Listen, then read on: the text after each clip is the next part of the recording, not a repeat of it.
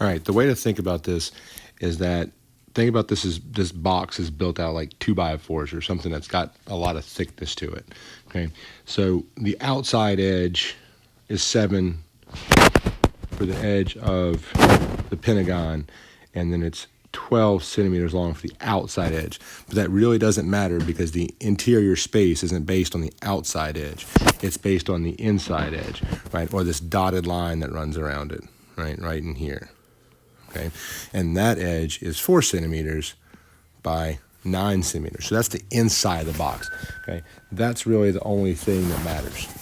Okay, so any type of prism is the volume is going to be BH, again, where B is the area of the base and H is the height of the prism. So in this case, the height of our prism is 9. All we really need to find is B. Okay, so in order to find that, we have to figure out what shape B is first. Okay, so our base is a regular pentagon, right? An area of any regular whatever-agon is 1/2 AP, where A is your apothem and P is your perimeter, right? P is really easy to find here because I know the length of the sides is 4. It's a pentagon, so that means there's 5 of them. So 20 is P. So now we just have to figure out what the apothem is.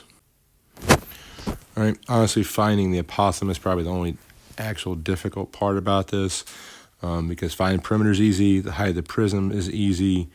Once you have the apothem, finding the area of the pentagon is actually pretty easy. It's finding the apothem. All right, so if you remember back to when we did regular polygons, right, we talked about them being made up of a bunch of isosceles triangles, right, where this side length is 4 centimeters. And if you drew the altitude of that isosceles triangle, there's your apothem. Okay, so we're going to have to figure out what that piece is, right? And the altitude would bisect this top angle and bisects the side length, right? And we could figure out that top angle because all the way around is 360, and we're going to divide that by 5. All right, so we have to figure out what this top angle is. 360 divided by 5, because it's a pentagon, so it's 5, 360 all the way around. So 360 divided by 5 is 72 for all of it, okay? But all we're really worried about is half of it. So this would be 36, 290. Here's our apothem, right? So we're going to have to do some trig to figure out what the apothem is, right? So if we're going off of our 36-degree angle, right? Again, 36 is because it's bisected. They're two of the same.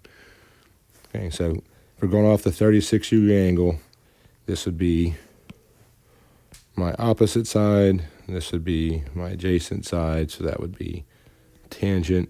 So the tangent of 36 is 2 over the apothem, or the apothem is 2 over the tangent of 36, right? So 2 divided by, okay, it gives us that our apothem is roughly 2.7527 and so on. Okay, so again, I would, like we talked about before, I would leave this number in the calculator to figure out the base area here. So it'd be that times 20 divided by 2. So B, we get to be roughly 27.52763, so on, right? So then for the whole volume, it's going to be that times the height of the prism. So that number times 9. So the volume of the prism is roughly 247.7 centimeters cubed, or whatever it tells you to round it to, right? Since it's 0.748, nearest tenth would be 0.7. If it wanted it rounded to the nearest whole number, That'd be 248. You just have to read the directions all the way through and see what it actually wants you to round it as.